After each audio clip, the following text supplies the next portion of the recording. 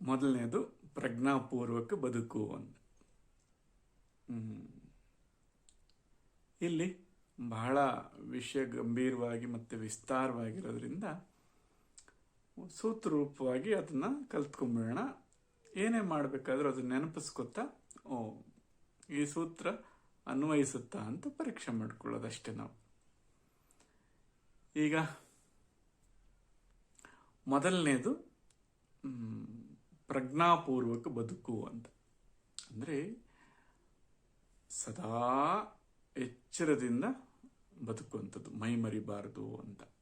ಮೈ ಮರೆದು ನನಗೆ ಗೊತ್ತಾಗ್ಲಿಲ್ಲಪ್ಪ, ತಿಳಿಲಿಲ್ಲಪ್ಪ ಅಂತ ಅನ್ಬಾರ್ದು. ಅದು ಈ ಮನುಷ್ಯ ಜೀವಿಯಾಗಿ ಹುಟ್ಟಿರೋದಕ್ಕೆ ಈ ಪ್ರಜ್ಞಾಪೂರ್ವಕವಾಗಿರುವಂಥದ್ದು ಬಹಳ ದೊಡ್ಡ ಆಶೀರ್ವಾದ. ಬೇರೆ ಸಂಕುಲಗಳಿಗೆ ಈ ಒಂದು ಆಶೀರ್ವಾದ ಇದೆಯೋ ಹೇಗೋ, ಆದರೆ ಇದಕ್ಕೆ ಈ ಎಚ್ಚರದಿಂದ ಇದ್ದುಕೊಂಡು ಹಿಂದೇನಾಗಿತ್ತು, ಈಗೇನಾಗ್ತಾ ಇದೆ, ಮುಂದೆ ಏನಾಗಬಹುದು ಅಂತಕ್ಕಂಥದ್ದನ್ನು ಒಂದು ವಿಶೇಷವಾಗಿ ವಿವೇಕದಿಂದ ಅದನ್ನು ನೋಡಿ, ದೂರದೃಷ್ಟಿ ಏನೇನಾಗುತ್ತೆ ಅನ್ನೋದನ್ನು ನೋಡಿ, ಈಗ ಏನು ಮಾಡಬೇಕು, ಇಂದಿನ ಅನುಭವಗಳಿಂದ ಕಲಿತ್ಕೊಂಡು ಇದನ್ನು ಹೇಗೆ ಸರಿಪಡಿಸ್ಕೊಂಡು ಈಗ ಕ್ರಿಯೆಯನ್ನು ಮಾಡಬೇಕು. ಇದೆಲ್ಲ ಯಾವಾಗ ಸಾಧ್ಯ ಅಂದರೆ ನಾವು ಪ್ರಜ್ಞೆಯಿಂದ ಇದ್ದಾಗ, ಅಂದರೆ ಎಚ್ಚರದಿಂದ ಇದ್ದಾಗ. ಅದಕ್ಕೆ ವಿವೇಕದಿಂದ ಬದುಕೋದು ಅಂತ ಬಳಸ್ತೀವಿ ಪದನ. ಹಾಗೆ ಅಂತ ವಿವೇಕಯುಕ್ತವಾದಂಥ ಬದುಕನ್ನು ನಾವು ಬದುಕಬೇಕೆಲ್ಲರೂ. ಅದಕ್ಕೆ ಬೇಕಾಗಿರೋಂಥ ಸರಳ ಸೂತ್ರಗಳು, ಮಾರ್ಗ ಅಥವಾ ಅದಕ್ಕೆ ಯುಕ್ತಿ ಏನಪ್ಪ ಅಂತ ಅಂದರೆ, ಮೊದಲನೇ ಯುಕ್ತಿ ಹೇಳಿದ್ವಿ ಧರ್ಮಾತ್ಮರಾಗಿರೋದು ಅಂತ. ಹಾಗಾಗಿ ಪ್ರತಿ ಮಾಡುವಂಥ ನಾವು ಪ್ರತಿ ಕ್ರಿಯೆಯಲ್ಲೂ ನನಗೆ ತೊಂದರೆ ಆಗುತ್ತಾ, ಇದರಿಂದ ಬೇರೆಯವ್ರಿಗೆ ತೊಂದರೆ ಆಗುತ್ತಾ ಅನ್ನೋದನ್ನ ಪರೀಕ್ಷೆ ಮಾಡಿಕೊಂಡೇ ಆ ಕ್ರಿಯೆಯನ್ನು ಮಾಡಬೇಕು. ಇದು ಮೊದಲನೇ ಸೂತ್ರ, ಹೌದಲ್ವಾ? ಎರಡನೇದಾಗಿ ಅತ್ಯಂತ ಸೂಕ್ಷ್ಮವಾಗಿ ಗಮನಿಸಬೇಕು. ಎಷ್ಟು ಸಾಧ್ಯವೋ ಎಲ್ಲ ಮಾಹಿತಿಗಳನ್ನ, ಎಲ್ಲ ಡೀಟೇಲ್ಸನ್ನು, ಅತ್ಯಂತ ಚಿಕ್ಕದಾಗಿರೋ ಡೀಟೇಲ್ಸ್ನ ಕೂಡ ನಾವು ಪಡ್ಕೋಬೇಕು. ಹಾಗೆ ಪಡ್ಕೊಳ್ದಾಗ ನಮಗೇ ಗೊತ್ತಿಲ್ಲದಾಗೆ ನಮ್ಮ ಇಂದ್ರಿಯಗಳ ಸಮೇತ ಮನಸ್ಸು, ಬುದ್ಧಿ, ಚಿತ್ತ ಮತ್ತು ಈ ಅರಿಯುವಂಥ ಅರಿವೇನಿದೆ, ಇವು ಬಹಳ ಔನ್ನತ್ಯಕ್ಕೆ ಇರ್ತವೆ. ಎಷ್ಟು ಅದನ್ನು ಸರಿಯಾದ ರೀತಿಯಲ್ಲಿ ಬಳಕೆ ಮಾಡ್ಕೋತೀವೋ ಹಾಗೆ ಅವು ಕೂಡ ಅಷ್ಟೇ ಔನ್ನತ್ಯಕ್ಕೆ ಇರ್ತವೆ. ಹಾಗಾಗಿ ಸೂಕ್ಷ್ಮವಾಗಿ ಗಮನಿಸಬೇಕು. ಆ ಗಮನಿಸೋದಕ್ಕೆ ನಾವು ಬಾಹ್ಯದಲ್ಲಿ ಸ್ಥೂಲವಾಗಿರೋದನ್ನು ಗಮನಿಸೋದಕ್ಕೆ ಇಂದ್ರಿಯಗಳನ್ನ ಬಳಸ್ಕೊತೀವಿ. ಹಾಗೆ ಅದಕ್ಕಿಂತ ಸೂಕ್ಷ್ಮವಾಗಿರೋದನ್ನು ತಿಳ್ಕೊಳ್ಳೋದಕ್ಕೆ ಇವು ಬಾಹ್ಯಕರಣಗಳು ಅಂತ ಹೇಳಿದ್ವಿ. ಯಾವುದನ್ನ ಇಂದ್ರಿಯಗಳು, ಇವನ್ನೆಲ್ಲ ಬಾಹ್ಯಕರಣಗಳು ಅಂತೀವಿ. ಇಂದ್ರಿಯಗಳು ಯಾವುದು? ಕಣ್ಣು, ಕಿವಿ, ಮೂಗು, ನಾಲಿಗೆ ಮತ್ತು ಸ್ಪರ್ಶ. ಇದೇನಿದೆ ಇವನ್ನು ನಾವು ಬಾಹ್ಯವಾಗಿರ್ತಕ್ಕಂಥ ಈ ವಿಷಯಗಳನ್ನ ತಿಳ್ಕೊಳ್ಳೋದಕ್ಕೆ ಬಳಸ್ತೀವಿ. ಇವುಗಳೆಲ್ಲ ಗ್ರಹಿಸೋದಕ್ಕೆ ನಮಗೆ ತೊಂದರೆ ಆದಾಗ ಉಪಕರಣ, ಇವುಗಳನ್ನ ಕರಣ ಅಂದರೆ ಇನ್ನೂ ಸೂಕ್ಷ್ಮವಾಗಿರೋಂಥ ಉಪಕರಣಗಳನ್ನ ಬಳಸಿ ಅದನ್ನು ತಿಳ್ಕೊತೀವಿ. ಉದಾಹರಣೆಗೆ ಈಗ ಕಣ್ಣಿನ ಮಿತಿ, ಇದು ಒಂದು ಕರಣ, ಇದರ ಮಿತಿ ಇಷ್ಟಿದೆ ಅಂದಾಗ ನಾವು ಉಪಕರಣ ಅಂತ ಬಳಸ್ತೀವಿ. ಹೇಗೆ? ಚಿಕ್ಕದಾಗಿರೋಂಥ ಬ್ಯಾಕ್ಟೀರಿಯನ್ ನೋಡೋದಕ್ಕೆ ಮೈಕ್ರೋಸ್ಕೋಪ್, ಅದಕ್ಕಿನ್ನ ಸೂಕ್ಷ್ಮವಾಗಿದ್ದರೆ ಎಲೆಕ್ಟ್ರಾನಿಕ್ ಮೈಕ್ರೋಸ್ಕೋಪನ್ನು ಬಳಸ್ತೀವಿ. ಏನದರ ಅರ್ಥ ಅಂತಂದರೆ ಈ ಕರಣಗಳು ಅದನ್ನು ಗ್ರಹಿಸಕ್ಕಾಗದೇ ಇದ್ದಾಗ ಉಪಕರಣಗಳನ್ನ ಬಳಸಬೇಕು ಅಂತ. ಸರಿ. ಅದರಲ್ಲೇ ಇದೆ ನೋಡಿ, ಕರಣ ಮತ್ತು ಉಪಕರಣ ಅಂತ ಬಳಸಿದ್ವಿ. ಹಾಗಾಗಿ ಈ ಕರಣಗಳಿಗೆ ಎಟಕಲಿಲ್ಲ ಅಂದರೆ ಇಲ್ಲ ಅನ್ನೋ ನಿರ್ಣಯಕ್ಕೆ ಬರಬಾರದು ನಾವು. ಉಪಕರಣಗಳನ್ನ ಬಳಸಿ ಅವುಗಳನ್ನ ಸರಿಯಾದ ರೀತಿಯಲ್ಲಿ ತಿಳ್ಕೋಬೇಕು. ಅದೇ ಥರ ಟೆಲಿಸ್ಕೋಪು, ದೂರದ ವಸ್ತು ಇಲ್ಲ ಅಂತ ಹೇಳೋಗಿಲ್ಲ. ಹಾಗೇನು ಮಾಡ್ತೀವಿ, ಒಂದು ಟೆಲಿಸ್ಕೋಪನ್ನು ಬಳಸಿ ಅಲ್ಲೊಂದು ಗ್ರಹ ಇದೆ, ಅಲ್ಲೊಂದು ನಕ್ಷತ್ರ ಇದೆ, ಇದನ್ನೆಲ್ಲ ತಿಳ್ಕೊಬೋದು, ಹೌದಲ್ವಾ? ಯಾವಾಗೆಲ್ಲ ಕರಣಗಳು ಸರಿಯಾಗಿ ನಾವು ಗ್ರಹಿಸೋದಕ್ಕೆ ಸಾಧ್ಯ ಇಲ್ವೋ ಉಪಕರಣಗಳನ್ನ ಬಳಸ್ಕೊತೀವಿ. ಅದೇ ಥರ ಕರಣ ಮತ್ತು ಉಪಕರಣಗಳು ಎರಡರ ಕೈಯಲ್ಲೂ ಸಾಧ್ಯವಾಗದೇ ಇದ್ದಾಗ ಅಂತಃಕರಣಗಳು ಅಂತ ಬಳಸ್ತೀವಿ. ಆ ಅಂತಃಕರಣಗಳು 4 ಇದ್ದಾವೆ: ಮನಸ್ಸು, ಬುದ್ಧಿ, ಚಿತ್ತ ಮತ್ತು ಅಸ್ಮಿತೆ, ನಾನು ಅಂತಕ್ಕಂಥದ್ದು. ಈ 4ರ ಮೂಲಕ ಈ ಸ್ಥೂಲವಾಗಿ ತಿಳ್ಕೊಳಕ್ಕಾಗದೇ ಇದ್ದಾಗ ಸೂಕ್ಷ್ಮ ವಿಚಾರಗಳನ್ನ, ಸೂಕ್ಷ್ಮ ವಿಷಯಗಳನ್ನ ನಾವು ಈ ಅಂತಃಕರಣಗಳ ಮೂಲಕ ತಿಳ್ಕೋಬೇಕು. ಇದು ಬಹಳ ವಿಸ್ತಾರವಾಗಿದೆ. ಇದ್ರ ಬಗ್ಗೆ ಎಲ್ಲ ನಿಮಗೆ ವಿಡಿಯೋ ಸಿಗುತ್ತೆ, ನಂತರ ಕೊಡ್ತಾರೆ. ಇದ್ರ ಬಗ್ಗೆ ಚೆನ್ನಾಗಿ ತಿಳಿಸ್ಕೊಟ್ಟಿದ್ದಾರೆ ಗುರುಗಳು. ಸಾಧ್ಯವಾದಾಗ ಅದನ್ನ ಹಿರಿಯರ ಜೊತೆಯಲ್ಲಿ ಅವರನ್ನು ಕೇಳ್ತಾ ಇದೇನಿದು ಅಂತ ತಿಳ್ಕೊಳ್ಳಿ. ಬಹಳ ಅನುಕೂಲ ಆಗುತ್ತೆ. ಇದು ಜೀವನಕ್ಕೆ ಎಲ್ಲದನ್ನು ಬಹಳ ಸರಳವಾಗಿ ತಿಳ್ಕೊಳ್ಳೋದಕ್ಕೆ ಸಾಧ್ಯ ಆಗುತ್ತೆ, ಮತ್ತೆ ವ್ಯವಸ್ಥಿತವಾಗಿ ತಿಳ್ಕೊಳ್ಳೋದಕ್ಕೂ ಸಾಧ್ಯ ಆಗುತ್ತೆ. ಸೊ ಈ ಎರಡನೇದೇನು ಮಾಡಿದ್ವಿ, ಈಗ ಗಮನಿಸೋದ್ರಿಂದ ಗ್ರಹಣೆ ಸಾಧ್ಯ. ನೀವು ಎಷ್ಟು ಸೂಕ್ಷ್ಮವಾಗಿ ಗಮನಿಸ್ತೀರೋ ಅಂತ ಶ್ರೇಷ್ಠ ಗ್ರಹಣಕಾರರಾಗ್ತೀರಾ. ಯಾರೆಲ್ಲ ಸರಿಯಾಗಿ ತಿಳ್ಕೊಂಡಿದಾರೋ ಅವರೇ ಮಹಾತ್ಮರಾಗೋದಕ್ಕಾಗುವಂಥದ್ದು, ಬಹಳ ಔನ್ನತ್ಯಕ್ಕೆ ಏರೋದಕ್ಕಾಗುವಂಥದ್ದು. ಯಾಕೆಂದರೆ ಒಂದು ವಸ್ತುವಿನ ಬಗ್ಗೆ ಎಷ್ಟು ತಿಳ್ಕೊಳ್ತೀವೋ ಅಷ್ಟು ಆಳವಾಗಿ ನಾವು ಅದರ ಬಗ್ಗೆ ಏನಾದರೂ ಸಂಶೋಧನೆ ಆಗಲಿ, ಅದನ್ನು ವಿಕಾಸ ಮಾಡೋದಾಗಲಿ ಸಾಧ್ಯವಾಗುತ್ತೆ. ಅದ್ರ ಬಗ್ಗೆ ತಿಳುವಳಿಕೆನೇ ಇಲ್ಲದೆ ನಾವೇನು ಮಾಡೋದಕ್ಕೆ ಸಾಧ್ಯ ಇಲ್ಲ. ಹಾಗಾಗಿ ಅದರ ಬಗ್ಗೆ ಜ್ಞಾನ ಬರಬೇಕು ಅಂದರೆ ನಾವು ಸೂಕ್ಷ್ಮವಾಗಿ ಅಧ್ಯಯನಶೀಲರಾಗುವಂಥದ್ದು, ಅಂದರೆ ಗಮನಿಸುವಂಥದ್ದನ್ನು ರೂಢಿಸ್ಕೋಬೇಕು. ಅದಾದ ಮೇಲೆ ಗ್ರಹಣೆ ತನಗೆ ತಾನೇ ಬರ್ತಾ ಹೋಗುತ್ತೆ. ಇದಾದ ಮೇಲೆ ಬದುಕಿನಲ್ಲಿ ಸದಾ ಕ್ರಿಯಾಶೀಲರಾಗಿರಬೇಕು. ಆದರೆ ಕ್ರಿಯಾಶೀಲರಾಗಿದ್ದಾಗ ಧರ್ಮ, ಅಂದರೆ ನನಗೆ ತೊಂದರೆ ಆಗದಂಗೆ, ಬೇರೆಯವ್ರಿಗೆ ತೊಂದರೆ ಆಗದಂಗೆ ಸೊ ಆ ಎಚ್ಚರದಿಂದ ಬದುಕ್ತಾ ಇರಬೇಕು. ಕೆಲವು ಸುಮ್ಮನೆ ಅಪಹರಣಕ್ಕೊಳಗಾಗ್ಬಿಡ್ತೀವಿ. ಸೊ ಆ ಅಪಹರಣಕ್ಕೊಳಗಾಗಬಾರ್ದು ಅಂದರೆ ನಾವೇನು ಹೇಳ್ತೀವಿ, ಸಾಕ್ಷಿಯಾಗಿರೋದು ಅಂತ ಹೇಳ್ತೀವಿ. ಈಗ ಯಾರೋ ಒಮ್ಮೆ ಏನೋ ಕೋಪ ಬರೆಸ್ಬಿಟ್ರು, ಆ ಕೋಪದಲ್ಲಿ ಏನೋ ಅನಾಹುತ ಮಾಡಿಬಿಡ್ತೀರ. ಸೊ ಅದಕ್ಕಾಗಿ ಏನು ಮಾಡಬೇಕು ಅಂತಂದರೆ ಎಚ್ಚರವಾಗಿರಬೇಕು. ನೋಡು, ಕೋಪ ಬರ್ತಾ ಇದೆ ನನಗೆ ಅಂತ. ಸೊ ಇದನ್ನೆಲ್ಲ ನೋಡುವಂಥ ಒಂದು ಅವಸ್ಥೆ ಏನಿದೆಯಲ್ಲ, ಆ ಸ್ಟೇಟ್ ಏನಿದೆಯಲ್ಲ, ಅದಕ್ಕೆ ನಾವು ಪ್ರಜ್ಞಾಪೂರ್ವಕವಾಗಿರುವಂಥದ್ದು, ಎಚ್ಚರವಾಗಿರುವಂಥದ್ದು, ಕಾನ್ಷಿಯಸ್ ಆಗಿರೋದು ಅಂತೆಲ್ಲ ಬಳಸ್ತೀವಿ ಅದನ್ನು. ಸೊ ಆಗಿದ್ದಾಗ ಅವೇನೇ ಇದ್ರೂ ಅವೆಲ್ಲ ಎರಡನೇದಾಗ್ತೀವ, ನೀವು ಮೊದಲನೇದು. ಸೊ ಮೊದಲು ಕೋಪ ಬರ್ತಾ ಇದೆ ಅಂತ ಗೊತ್ತಾಗ್ತದೆ, ಈಗ ಕೋಪ ಮಾಡ್ಕೋಬೇಕು ಬೇಡವೋ ಅನ್ನೋದು ನಮ್ಮ ಆಯ್ಕೆ. ಹಾಗೆ ಆ ಸಾಕ್ಷಿಯಾಗಿರೋದು, ಎಚ್ಚರವಾಗಿರೋದು ಅಂದರೆ ತಟಸ್ಥವಾಗಿರೋದು ಅಂತಲ್ಲ. ಸೊ ಅದನ್ನ ಈಗೆಲ್ಲ ಆಗ್ತಾ ಇದೆ ಅಂತ ಗಮನಿಸುವಂಥ ಒಂದು ಅವಸ್ಥೆ ಅದು. ಸರಿ, ಅದನ್ನ ಸ್ವಲ್ಪ ಸೂತ್ರರೂಪವಾಗಿ ಮುಂದೆ ಅದು ವಿಶದವಾಗಿ ಹೇಳಿದೆ. ಅದನ್ನ ವಿಸ್ತಾರವಾಗಿ ಬೇರೆ ವಿಡಿಯೋಗಳಲ್ಲಿ ನಿಮಗೆ ಸಿಗ್ತದೆ. ಸೊ ಹಾಗಾಗಿ ಪ್ರಜ್ಞಾಪೂರ್ವಕವಾಗಿ ಬದುಕುವಂಥದ್ದು ಮೊದಲ ಆದ್ಯತೆ ಆಗಬೇಕು. ಅಯ್ಯೋ ನನಗೆ ತಿಳಿಲಿಲ್ಲಪ್ಪ ಅಂತ ಈ ಪದವನ್ನು ಯಾರೂ ಬಳಸಬಾರ್ದು. ಏನೇ ಇದ್ರೂ ನೋಡು ನನಗೆ ತಿಳಿತಾ ಇದೆ. ಅದರಿಂದ ಮಹಾತ್ಮರು ನೋಡಿ ಸಮಯಕ್ಕೆ ಸೆಕೆಂಡ್ ಅಂತ ಹೆಸರಿಟ್ಟಿದ್ದಾರೆ. ಹಾಗಾದರೆ ಫಸ್ಟ್ ಯಾರು ಅಂತ, ಫಸ್ಟು ನೋಡ್ತಾ ಇರೋನು, ಎಚ್ಚರವಾಗಿರೋಂಥವನು. ಆ ಎಚ್ಚರವಾಗಿರೋಂಥದ್ದೇ ಮೊದಲನೇದು, ಆಮೇಲೆ ಉಳಿದದ್ದೆಲ್ಲ. ಸಮಯ ಕೂಡ ಎರಡನೇದು. ಅದನ್ನು ಅಳತೆ ಹೇಗೆ ಮಾಡ್ತೀವಿ, ಸೆಕೆಂಡ್ಸ್ ಅಂತ ಮಾಡ್ತೀವಿ, ಹೌದಲ್ವಾ? ಹಾಗಾಗಿ ಪ್ರಥಮವಾಗಿ ಹೀಗಿರುವಂಥದ್ದು, ಎಚ್ಚರವಾಗಿರುವಂಥದ್ದು, ಸಾಕ್ಷಿಯಾಗಿರುವಂಥದ್ದು. ಆಗ ಎಲ್ಲವೂ ನಮ್ಮ ಗಮನಕ್ಕೆ ಬರ್ತದೆ. ನಮ್ಮ ಮುಂದೆ ಆಯ್ಕೆಗಳಿರ್ತವೆ. ಆವರಣಕ್ಕೊಳಗಾಗೋದಿಲ್ಲ, ಅದರಿಂದ ಅನಾಹುತಗಳಾಗೋದಿಲ್ಲ, ಅನಾಹುತದಿಂದ ಮತ್ತೆ ಪಶ್ಚಾತ್ತಾಪ ಇರೋದಿಲ್ಲ. ಅದಾದ ಮೇಲೆ ಈ ಸಮಯೋಚಿತವಾದಂಥ ನಿರ್ಣಯ ತಗೊಳ್ಳೋದಕ್ಕೆ ವಿವೇಕ ಬೇಕಾಗುತ್ತೆ. ಸಮಯೋಚಿತ ಪ್ರಜ್ಞೆ ಅಂತ ಕರಿತೀವಿ.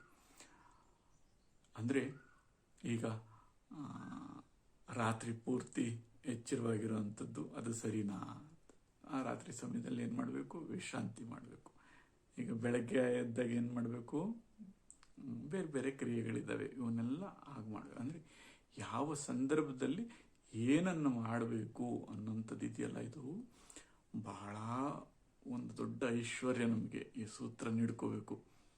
ಯಾವ ಸಮಯದಲ್ಲಿ ಏನು ಮಾಡಬೇಕು, ಇದೊಂದು ನಮಗೆ ಆ ಪ್ರಜ್ಞೆಯಿಂದ ಬದುಕಿದ್ವಿ ಅಂದರೆ ಸಮಯೋಚಿತ ಪ್ರಜ್ಞೆ ಅಂತ ಕರಿತೀವಿ. ಇದು ಬಹಳ ವಿಸ್ತಾರವಾಗಿರೋಂಥದ್ದು, ಬಹಳ ಬಹಳ ಬಹಳ ಬಹಳ ವಿಸ್ತಾರವಾಗಿರೋಂಥದ್ದು. ನಿಧಾನವಾಗಿ ಅರ್ಥ ಮಾಡ್ಕೋಬೇಕು. ಆದರೆ ಇವತ್ತು ಎಷ್ಟು ಸಾಧ್ಯನೋ ಅಷ್ಟು ಖಂಡಿತವಾಗ್ಲೂ ಅರ್ಥ ಮಾಡ್ಕೊಳ್ಳಿ. ಏನು ಮರೆತರು ನಾವು ಇದನ್ನು ಯಾವ ಸಂದರ್ಭದಲ್ಲಿ ಹೇಗೆ ವರ್ತಿಸಬೇಕು, ಹೇಗಿರಬೇಕು, ಸಮಯೋಚಿತ ಪ್ರಜ್ಞೆ ಅಂತ ಕರಿತೀವಿ. ಸೊ ಆ ಸಮಯೋಚಿತ ಪ್ರಜ್ಞೆ ಏನಿದೆ ಇದು ಜೀವನಕ್ಕೆ ಬಹಳ ದೊಡ್ಡ ಅಸ್ತ್ರ. ನಮಗೆ ಈ ಸೂತ್ರವನ್ನು ಹೃದಯದಲ್ಲಿ ಇಟ್ಕೊಂಡ್ಬಿಡ್ಬೇಕು, ಯಾವ ಸಂದರ್ಭದಲ್ಲಿ ಏನು ಮಾಡಬೇಕು ಅಂತ. ಬಹಳ ಸಣ್ಣದಾಗಿ ಉದಾಹರಣೆ ಹೇಳೋದಾದ್ರೆ, ಈಗ ನಾವು ಬೇಸಿಗೆಯಲ್ಲಿ ಹೋಗಿ ಬೀಜಗಳನ್ನ ಬಿತ್ತಿದ್ರೆ ಏನಾಗುತ್ತೆ? ಕಮರು ಹೋಗ್ತವೆ ಅಥವಾ ಬೆಳೆಯೋದಿಲ್ಲ, ಸುಟ್ಟು ಹೋಗ್ತವೆ. ಹಾಗೆ ಮಳೆಗಾಲದಲ್ಲಿ ಒಂದು ಬೀಜನ ಎಲ್ಲೆಸಿದ್ರೂ ಅದು ಸಮೃದ್ಧವಾಗಿ ಬೆಳೆಯುತ್ತೆ. ಹಾಗಾಗಿ ಆ ಸಮೃದ್ಧವಾಗಿರೋಂಥ ನೆಲದಲ್ಲಿ ಒಂದು ಒಳ್ಳೆ ಬೀಜ ಹಾಕಿದ್ರೆ ತಾವೇ ನೋಡ್ಕೋತಾರೆ ಅದನ್ನು. ಹಾಗಾಗಿ ಕಸದಲ್ಲಿ ನಾವೇನಾದರೂ ಹೋಗಿ ಒಂದು ಬೀಜವನ್ನು ಹಾಕಿದ್ವಿ ಅಂದರೆ ಕಸದ ಸಮೇತ ಇದನ್ನು ಕೊಯ್ದಾಕ್ತಾರೆ. ಹಾಗಾಗಿ ಎಲ್ಲಿ ಹೇಗಿರಬೇಕು, ಯಾವ ರೀತಿ ಇರಬೇಕು ಅನ್ನೋಂಥ ಪ್ರಜ್ಞೆಯನ್ನು ಬೆಳೆಸ್ಕೊಂಡ್ರೆ, ಸಂಯೋಜಿತ ಪ್ರಜ್ಞೆ ಅಂತ ಏನು ಹೇಳ್ತೀವಿ, ಎಲ್ಲ ರೀತಿಯ ಅನಾಹುತಗಳನ್ನ ಇದರಿಂದ ತಡಿಬೋದು ಮತ್ತು ಬದುಕನ್ನು ಬಹಳ ಬಹಳ ಬಹಳ ಸರಳವಾಗಿ ನಡೆಸ್ಕೊಂಡು ಹೋಗ್ಬೋದು. ತನಗೆ ತೊಂದರೆ ಆಗದಾಗೆ ಮತ್ತು ಬೇರೆಯವ್ರಿಗೂ ತೊಂದರೆ ಆಗದಾಗ ಬದುಕನ್ನು ನಡ್ಕೊಂಡು ಹೋಗ್ಬೋದು. ಹಾಗಾಗಿ ಸಾಕಷ್ಟು ಆ ಸಂಯೋಜಿತ ಪ್ರಜ್ಞೆ ಅಂತಕ್ಕಂಥದ್ದು ಇಲ್ಲದೆ ಅನಾಹುತಗಳಾಗಿದ್ದಾವೆ ಪೂರ್ವದಲ್ಲಿ. ಸೊ ಅದನ್ನು ನಾವು ಸೂಕ್ಷ್ಮವಾಗಿ ಗಮನಿಸ್ಕೊಂಡು, ಈಗ ಭೀಷ್ಮಾಚಾರ್ಯರು ರಾಜರಾಗುವಂಥ ಅವಕಾಶ ಇತ್ತು. ರಾಜನಿಗೆ ಪ್ರಜೆಗಳ ಒಂದು ಸುಭಿಕ್ಷೆ ಪ್ರಾತಿನಿಧ್ಯ, ಅವ್ರಿಗೆ ಫಸ್ಟ್ ಪ್ರಿಫರೆನ್ಸ್ ಇರಬೇಕು, ಅವ್ರಿಗೆ ಆದ್ಯತೆ ಇರಬೇಕು ಅವನ ಬದುಕು. ಆದರೆ ತಂದೆ ಬದುಕನ್ನು ಆತ ಆದ್ಯತೆಯಾಗಿ ತಗೊಂಡು ಇಡೀ ಮಹಾಭಾರತ ಸೃಷ್ಟಿಯಾಗೋದಕ್ಕೆ ಕಾರಣ ಆದ. ಯಾವ ಸಂದರ್ಭದಲ್ಲಿ? ಇಲ್ಲಿ ತಂದೆ ಆದ್ಯತೆಗಳೆಲ್ಲ ಇಲ್ಲಿ ನಾವು ಕೊಡಬೇಕಾಗಿರೋಂಥದ್ದು ಮೊದಲು ಆದ್ಯತೆ ಆ ರಾಜ್ಯ ಮತ್ತು ಪ್ರಜೆಗಳಿಗೆ ಕೊಡಬೇಕು ಅನ್ನೋ ಜವಾಬ್ದಾರಿ ತಗೊಂಡಿದ್ದರೆ ಸುಭಿಕ್ಷೆ ಆಗಿರ್ತಾ ಇತ್ತು ಅಂತ ಇಡೀ ಮಹಾಭಾರತ ಘಟಿಸ್ತಾ ಇರಲಿಲ್ಲ. ನೋಡಿ, ಒಂದು ತಪ್ಪು ನಿರ್ಣಯ. ಹಾಗೆ ಧೃತರಾಷ್ಟ್ರನು ನಿಶಬ್ದವಾಗಿದ್ದಂಥದ್ದು ಅಥವಾ ಉಳಿದವರು ನಿಶಬ್ದವಾಗಿದ್ದಂಥದ್ದು. ಯಾವ ಕಾಲದಲ್ಲಿ ಪ್ರತಿಭಟಿಸಬೇಕಾಗಿತ್ತು ಆ ಪ್ರತಿಭಟಿಸದೆ ಇದ್ದೇ ಹಾಗೆ ಸುಮ್ಮನಿದ್ದರಿಂದ ಏನೇನೋ ಅನಾಹುತಗಳು ಘಟಿಸಿದ್ವು. ಎಷ್ಟೋ ಜನ ಪಾಪ ತೊಂದರೆಗೀಡಾದರು. ಅದೇ ಥರ ಯಾವ ಸಂದರ್ಭದಲ್ಲಿ ಹೇಗಿರಬೇಕು, ಅದಕ್ಕೆ ನಾವು ಸಮಯೋಚಿತ ಪ್ರಜ್ಞೆ ಅಂತ ಕರಿತೀವಿ. ಇದನ್ನ ಎಲ್ಲದರಲ್ಲೂ ಅಪ್ಲೈ ಮಾಡ್ಕೋಬೇಕು ಮಕ್ಕಳೇ. ಓದೋ ಸಮಯದಲ್ಲಿ ಓದಬೇಕು, ಆಟ ಆಡೋ ಸಮಯದಲ್ಲಿ ಆಟ ಆಡಬೇಕು, ಊಟದ ಸಮಯದಲ್ಲಿ ಊಟ ಮಾಡಬೇಕು, ನಿದ್ರೆ ಸಮಯದಲ್ಲಿ ಸಮಯೋಚಿತ ಪ್ರಜ್ಞೆ ಅಂದರೆ ಈ ಸಮಯದಲ್ಲಿ ನಾವು ಏನು ಮಾಡಬೇಕು ಅನ್ನೋಂಥ ಪ್ರಜ್ಞೆಯನ್ನು ಇಟ್ಕೊಂಡು ಬದುಕಿದ್ರೆ ಬದುಕು ಬಹಳ ಸುಂದರವಾಗುತ್ತೆ. ಮನೆ ಸುಂದರವಾಗುತ್ತೆ, ಪರಿಸರ ಸುಂದರವಾಗುತ್ತೆ, ದೇಶ ಸುಂದರವಾಗುತ್ತೆ, ಹಾಗೆ ಇಡೀ ಭೂಮಂಡಲ ಸುಂದರವಾಗುತ್ತೆ. ಇದು ಬಹಳ ವಿಸ್ತಾರವಾಗಿದೆ. ಇದನ್ನು ಇನ್ನೂ ಕೆಲವು ವಿಡಿಯೋಗಳಿದ್ದಾವೆ, ಅದನ್ನು ಕೊಡ್ತಾರೆ ನಿಮಗೆ ಲಿಂಕು, ಅದ್ರ ಮೂಲಕ ತಿಳ್ಕೊಳ್ಳಿ. ಅದರಲ್ಲಿ ಬಹಳ ವಿಸ್ತಾರವಾಗಿ ಹೇಳಿದ್ದಾರೆ. ಎರಡನೇದು, ಯಾವುದರಲ್ಲಿ ಎಚ್ಚರವಾಗಿರಬೇಕು ನಾವು, ಹೇಗೆ ಬದುಕಬೇಕು ಅಂದರೆ ಸಮಯೋಚಿತ ಪ್ರಜ್ಞೆ ಅಂದರೆ ಯಾವ ಸಂದರ್ಭದಲ್ಲಿ ಹೇಗಿರಬೇಕು, ಏನು ಮಾಡಬೇಕು ಅನ್ನೋಂಥ ಎಚ್ಚರದಿಂದನೇ ಬದುಕನ್ನು ಸಾಗಿಸ್ಬೇಕು. ಅದನ್ನು ಪ್ರಶ್ನೆ ಮಾಡ್ಕೋಬೇಕೀಗ.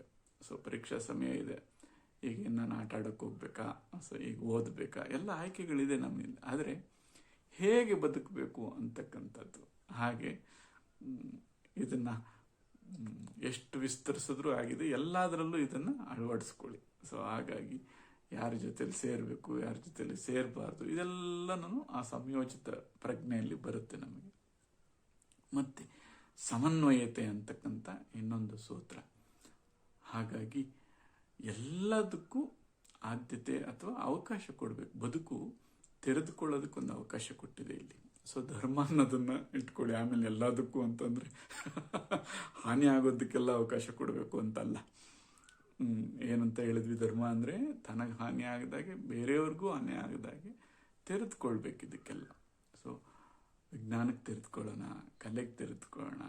ಸೊ ಹಾಗಾಗಿ ಸಂಸ್ಕೃತಿ ಅಂತ ಇದೆ, ಇನ್ನು ವಿಶೇಷವಾದಂಥ ಪ್ರಕೃತಿ ಅಂತ ಇದೆ. ಪ್ರಕೃತಿಯಲ್ಲಿ ಅನೇಕ ರೀತಿಯಾಗಿದೆ. ಸೊ ಇದೆಲ್ಲದರಲ್ಲೂ ವಿಶೇಷವಾಗಿ ಸಮನಾಗಿ ಆದ್ಯತೆಯನ್ನು ಕೊಟ್ಟುಕೊಂತ ಒಂದು ಅಣುವಿನಿಂದ ಹಿಡಿದು ಬೃಹತ್ರವರೆಗೂ ಎಲ್ಲರೂ ಒಂದೇ ರೀತಿ, ಎಲ್ಲರಿಗೂ ಅಸ್ತಿತ್ವದ ಅಥವಾ ಬದುಕುವಂಥ ಒಂದು ಅಧಿಕಾರ ಇದೆ. ಅದರ ಜೊತೆಯಲ್ಲೇ ಪೂರಕವಾಗಿ ಬದುಕಬೇಕು ನಾವೆಲ್ಲ ಅಂತ. ಇದೇನಾಗುತ್ತೆ, ಕೆಲವೊಮ್ಮೆ ಒಂದ್ರ ಮೇಲೆ ಬಹಳ ಪ್ರೇಮ ಉಂಟಾಗ್ಬಿಡುತ್ತೆ. ಆ ಪ್ರೇಮ ಉಂಟಾದಾಗ ನಮಗೆ ಗೊತ್ತಿಲ್ಲದಿದ್ದಂಗೆ ಬೇರೆದನ್ನು ದ್ವೇಷ ಮಾಡಲಿಕ್ಕೆ ಪ್ರಾರಂಭ ಮಾಡ್ತೀವಿ. ಸೊ ಸ್ವಪ್ರೇಮ ಅಂತ ಕರಿತೀವಿ. ಸ್ವಪ್ರೇಮ ಅದೇನು ಕೆಡಕಲ್ಲ, ಆದರೆ ಅದು ಯಾವುದಕ್ಕೆ ಬೀಜವನ್ನು ಹಾಕುತ್ತಪ್ಪ ಅಂದರೆ ಅಂಕುರ ಇನ್ನೊಂದಕ್ಕೆ ಅವಕಾಶ ಕೊಡುತ್ತಪ್ಪ ಅಂದರೆ ಪರದ್ವೇಷ ಅಂತ, ಬೇರೆದನ್ನು ದ್ವೇಷ ಮಾಡಲಿಕ್ಕೆ ಶುರು ಮಾಡಿಬಿಡ್ತದೆ ತನಗೆ ಗೊತ್ತಿಲ್ಲದಾಗೇನೆ. ಹಾಗಾಗಿ ಎಲ್ಲದನ್ನು ಸಮರೀತಿಯಾಗಿ ಪ್ರೀತಿಸೋದನ್ನು, ಆ ರೀತಿಯಾಗಿ ನೋಡೋದನ್ನು ಕಲ್ತ್ಕೊಂಡ್ವಿ ಅಂತ ಅಂದರೆ ಬದುಕು ಬಹಳ ಸುಂದರವಾಗುತ್ತೆ. ಸೊ ಹಾಗಾಗಿ ಎಲ್ಲದನ್ನು ಗೌರವಿಸ್ತಾ, ಅದರಿಂದ ತಿಳ್ಕೊಳ್ತಾ, ಸೊ ಅದನ್ನು ನಿತ್ಯ ಜೀವನಕ್ಕೆ ಅಳವಡಿಸ್ಕೊಳ್ತಾ ಬದುಕನ್ನು ಸುಂದರ ಮಾಡ್ಕೋಬೇಕು. ಅದನ್ನು ಹೇಗೆ ಮಾಡ್ಕೋಬೇಕು ಅಂತ ಸಾಕಷ್ಟು ಮಹಾತ್ಮರು ಬರೋರಿದ್ದಾರೆ, ಅವರು ತಿಳಿಸ್ಕೊಡ್ತಾರೆ. ನಾವು ಎಚ್ಚರವಾಗಿದ್ದುಕೊಂಡು ಅದನ್ನೆಲ್ಲ ಕಲಿತ್ಕೊಂಡು ಜೀವನಕ್ಕೆ ಅಳವಡಿಸ್ಕೊಂಡು ನನಗೂ ಅನುಕೂಲ ಮಾಡ್ಕೊಳ್ತಾ ಮತ್ತು ಎಲ್ರಿಗೂ ಒಂದು ಸಹಬಾಳ್ವೆಗೆ ಅನುಕೂಲ ಆಗೋ ಥರ, ಕೂಡಿ ಬಾಳೋದಕ್ಕೆ ಅನುಕೂಲ ಆಗೋ ಥರ ಅದನ್ನು ಅಳವಡಿಸ್ಕೊಳ್ತಾ ಬದುಕನ್ನು ಸಾರ್ಥಕ ಮಾಡ್ಕೊಳ್ಳೋಣ ಮಕ್ಕಳೇ. ಚೆನ್ನಾಗಾಗಲಿ. ಭಾಳ ಸಂತೋಷ ಆಯಿತು ತಾವೆಲ್ಲ ಬಂದು ಸೇರಿರೋದು.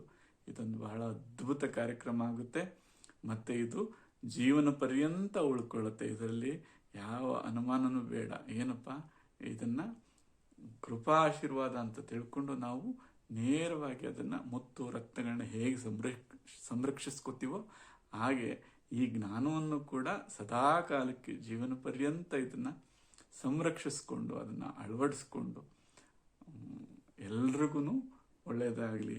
ಅದರಿಂದ ನಮಗೂ ಒಳ್ಳೆಯದಾಗುತ್ತೆ. ಎಲ್ಲರೂ ಒಟ್ಟೊಟ್ಟಿಗೆ ಬಾಳೋಣ ಜೊತೆಯಿಂದ. ನಮ್ಮ ಬದುಕು ಇನ್ನೊಬ್ಬರಿಗೆ ಆಶ್ರಯವಾಗ್ತಾ ಅದು ಸಾರ್ಥಕತೆಯನ್ನು ಪಡ್ಕೊಳ್ಳಿ ಅಂತ ನಾವು ಸಂಕಲ್ಪ ಮಾಡ್ತಾ ಈ ಕಾರ್ಯಕ್ರಮವನ್ನು ಪ್ರಾರಂಭ ಮಾಡೋಣ. ಎಲ್ರಿಗೂ ಒಳ್ಳೆಯದಾಗಲಿ. ತುಂಬ ಸಂತೋಷ. ಹಾಗಾಗಿ ಇಲ್ಲಿ ತಮ್ಮ ನೆಪದಲ್ಲಿ ಎಲ್ಲರೂ ಕಲಿಯುವಂಥ ಅವಕಾಶ ಇದೆ. ಸೊ ಹಿರಿಯರೆಲ್ಲರೂ ನಾವು ವಿದ್ಯಾರ್ಥಿಗಳೇ ಈಗ. ಸೊ ಹೀಗೆ ನಾವು ಮಕ್ಕಳಾಗಿದ್ದಾಗ ಯಾರಾದರೂ ನಮಗೆ ಈ ಥರ ಹೇಳ್ಕೊಟ್ಟಿದ್ದಿದ್ರೆ ನಾವು ಇಷ್ಟೆಲ್ಲ ಕಷ್ಟಪಡೋಂಥ ಅಗತ್ಯ ಇರ್ತಿರಲಿಲ್ಲ. ಬಹಳ ಔನ್ನತ್ಯಕ್ಕೆ ಬಹಳ ಸರಳವಾಗಿ ಸೇರಿಬಿಡ್ತಿದ್ವಿ. ಆದರೂ ನಿಮ್ಮಂಥ ಭಾಗ್ಯಶಾಲಿಗಳಿಲ್ಲ. ಯಾಕೆಂದರೆ ಇಂಥ ಅವಕಾಶ ನಿಮ್ಮಲ್ಲಿಗೆ ಬಂದು ಸೇರಿದೆ, ನಿಮ್ಮ ಮನೆ ಬಾಗಿಲಿಗೆ ಬಂದಿದೆ. ತಂತ್ರಜ್ಞಾನ ನೋಡಿ ಎಷ್ಟೆಲ್ಲ ಒಳ್ಳೆಯದನ್ನು ನಿಮ್ಮ ಬಳಿಗೆ ತೊಗೊಂಬರ್ತಾ ಇದೆ. ಇದರ ಸದುಪಯೋಗ ಮಾಡ್ಕೊಳ್ಳಿ ಮಕ್ಕಳೇ. ಒಳ್ಳೆಯದಾಗಲಿ. ಸದಾ ಕೃಪಾಶೀರ್ವಾದ ತಮ್ಮ ಮೇಲಿರಲಿ. ಎಲ್ಲರಿಗೂ ತಮಗೂ ಒಳ್ಳೆಯದನ್ನು ಮಾಡ್ಕೊಳ್ತಾ ಇಡೀ ಜಗತ್ತಿಗೆ ಒಳ್ಳೆಯದನ್ನು ಮಾಡ್ತಾ ಸಾರ್ಥಕತೆಯನ್ನು ಪಡ್ಕೊಳ್ಳೋಣ ಅಂತ ಹೇಳ್ತಾ ಈ ಕಾರ್ಯಕ್ರಮವನ್ನು ಮುಂದುವರಿಸಿ ಒಂದು ನಿರ್ವಿಘ್ನವಾಗಿ ಮುಂದುವರಿಲಿ ಅಂತ ಆಶೀರ್ವದಿಸ್ತಾ ಎರಡು ಮಾತುಗಳನ್ನ ಮುಗಿಸ್ತೀನಿ. ನಮಸ್ತೆ. ಎಲ್ರಿಗೂ ಒಳ್ಳೆಯದಾಗಲಿ. ಓಂ ತತ್ಸತ್.